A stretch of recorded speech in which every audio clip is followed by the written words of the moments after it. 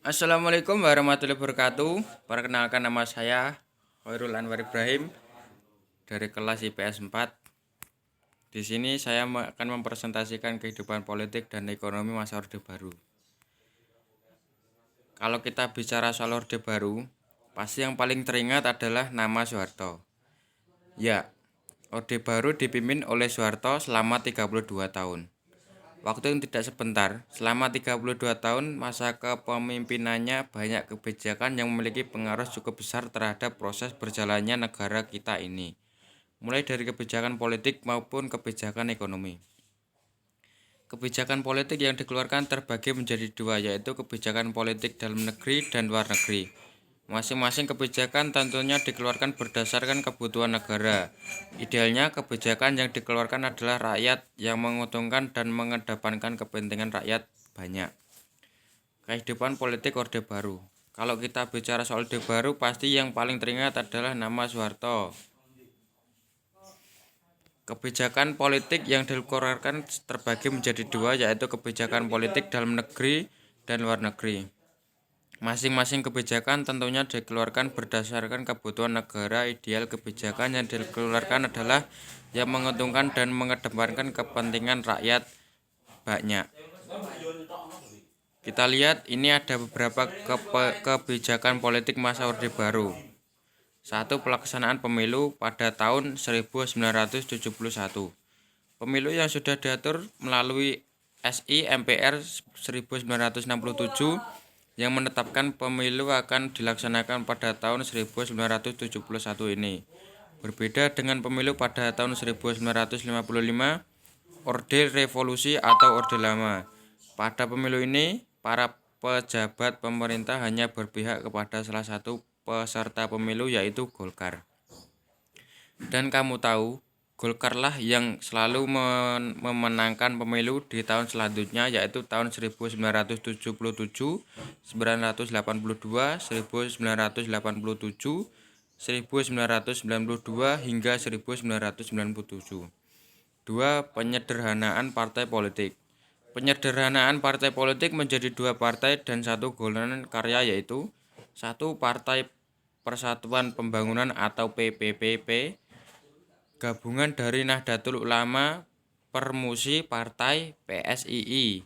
2. Partai Demokrasi Indonesia, gabungan dari Partai Nasional Indonesia, Partai Katolik, Partai Murba, IPKI, Parkindo. 3. Golongan karya atau Golkar. 3. Duifungsi ABRI. Duifungsi ABRI adalah peran ganda ABRI sebagai kekuatan pertahanan keamanan dan sebagai kekuatan sosial politik. Sebagai kekuatan sosial politik, ABRI diarahkan untuk mampu berperan secara aktif dalam pembangunan nasional. ABRI juga dikenal mewakili wakil dalam MPR yang dikenal sebagai Farsi ABRI, sehingga kedudukannya pada masa Orde Baru sangat dominan. 4. Pedoman penghayatan dan pengalaman Pancasila atau P4. Pedoman penghayatan dan pengalaman Pancasila atau P4 atau Eka Prasetya Pancakarsa bertujuan untuk memberi pemahaman kepada seluruh lapisan masyarakat mengenai Pancasila. Semua organisasi tidak boleh menggunakan ideologi selain Pancasila. Bahkan dilakukan penataan P4 untuk para pegawai negeri sipil. Kebijakan politik luar negeri Indonesia antara lain: 1. Indonesia kembali menjadi anggota PBB. Pada saat Indonesia keluar dari PBB tanggal 7 Agustus 1965, Indonesia terkunci dari pergaulan internasional dan menyulitkan Indonesia secara ekonomi maupun politik dunia. Keadaan ini kemudian mendorong Indonesia untuk kembali menjadi anggota PBB berdasarkan hasil sidang DPRGR pada tanggal 28 September 1966. Indonesia resmi aktif kembali menjadi anggota PBB. 2. Pemulihan hubungan diplomatik dengan Malaysia dan Singapura dan pemutusan hubungan dengan Tiongkok. Pada tahun 1965 terjadi konfrontasi antara Indonesia dengan Malaysia dan Singapura. Untuk diwakili oleh Adam Malik dan Malaysia yang diwakili oleh Tun Abdul Razak pada tanggal 11 Agustus 1966 di Jakarta. Pemulihan hubungan diplomatik dengan Singapura melalui pengakuan kemerdekaan Singapura pada tanggal 2 Juni 1966. 3. Memperkuat kerjasama regional dan internasional. Indonesia mulai memperkuat kerjasama baik regional dan internasional dengan melakukan beberapa upaya, yaitu turut serta dalam pembentukan ASEAN. Indonesia menjadi salah satu negara pendiri ASEAN, mengirim kontingen Garuda dalam misi perdamaian, ikut berperan dalam KTT non-blok, dan berperan dalam Organisasi Konferensi Islam atau OKI. Kehidupan ekonomi. Pemerintahan Orde Baru memiliki slogan yang menunjukkan fokus utama mereka dalam memperlakukan kebijakan ekonomi, yaitu trilogi pembangunan. Trilogi pembangunan, pertumbuhan ekonomi yang cukup tinggi, pemerataan pembangunan, dan hasilnya yang menuju kepada terciptanya keadilan sosial bagi seluruh rakyat Indonesia. Stabil nasional yang sehat dan dinamis bukan tanpa dasar. Trilogi pembangunan dibuat karena Indonesia mengalami inflasi yang sangat tinggi. Pada awal tahun 1966, kurang lebih sebesar 650% setahun. Nah, beberapa kebijakan ekonomi yang dikeluarkan pada masa Orde Baru adalah 1. Rencana Pembangunan 5 tahun atau REPETILA.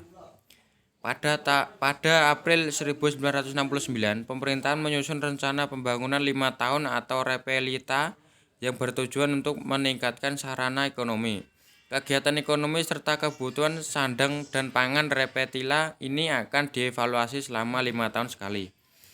A. REPETILA 1 atau 1 April 1969 sampai 31 Maret 1974. Sasaran utama yang hendak dicapai adalah pangan, sandang, papan, perluasan lapang kerja, dan kesejahteraan rohani. Pertumbuhan ekonomi berhasil naik 3-5,7%, sedangkan tingkat inflasi menurun menjadi 47,8%. Namun kebijakan pada masa REPETILA 1 dianggap menggunakan investor Jepang dan golongan orang-orang kaya saja. Hal ini memicu timbulnya peristiwa malapetaka 15 Januari atau Malari. B. REPETILA 2 atau 1 April 1974 sampai 31 Maret 1979 menitik beratkan pada sektor pertanian dan industri yang mengolah bahan mentah menjadi bahan baku. C. REPETILA 3 1 April 1979 sampai 31 Maret 1984. Pelita 3 menekankan pada trilogi pembangunan dengan menekankan pada asas pemerataan, yaitu pemerataan pemenuhan kebutuhan pokok rakyat, pemerataan kesempatan memperoleh pendidikan dan pelayanan, pemerataan pembagian pendapat, pemerataan kesempatan kerja, pemerataan kesempatan berusaha, pemerataan kesempatan berpartisipasi dalam pembangunan, pemerataan penyebaran pembangunan, pemerataan memperoleh keadilan. D. REPETILA 4 1 April 1984 sampai 31 Maret 1889 menitik beratkan pada sektor pertanian menuju swasembada pangan dengan meningkatkan industri yang dapat menghasilkan mesin-mesin sendiri. REPETILA 5 1 April 1989 sampai 31 Maret 1994 menitik beratkan pada sektor pertanian untuk memantapkan swasembada padang, meningkatkan produksi pertanian, menyerap tenaga kerja, dan mampu menghasilkan mesin-mesin sendiri.